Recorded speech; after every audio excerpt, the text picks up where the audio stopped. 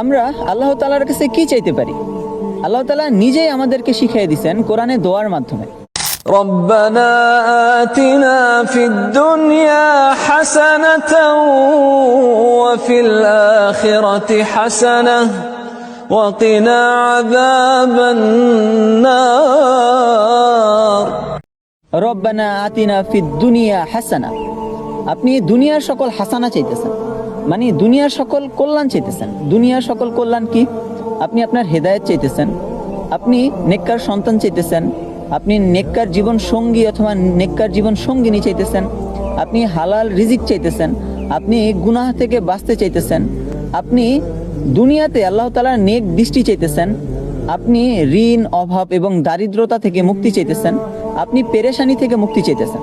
মানে দুনিয়ার যত ধরনের কল্যাণকর জিনিসগুলো আছে আপনি এই দোয়ার মাধ্যমে আল্লাহ তাআলার কাছে চাইতেছেন।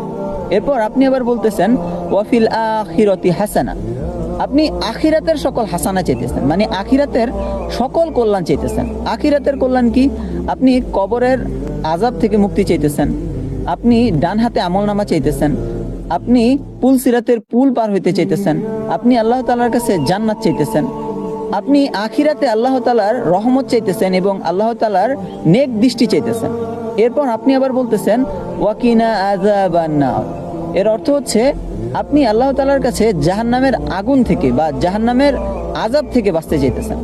কত সুন্দর এই দোয়া আল্লাহ তাআলা আমাদেরকে শিখিয়ে দিয়েছেন, যেন আমরা আল্লাহ তাআলার কাছে এই দোয়াটা বেশি বেশি করতে পারি। তাই আমাদের সকলের দরকার প্রত্যেক দিন এই দোয়াটা 5 ওয়াক্ত নামাজের পরে বেশি বেশি পড়া। আল্লাহ তাআলা আমাদেরকে এই দোয়াটা বেশি থেকে বেশি পড়ার তৌফিক দান করুন।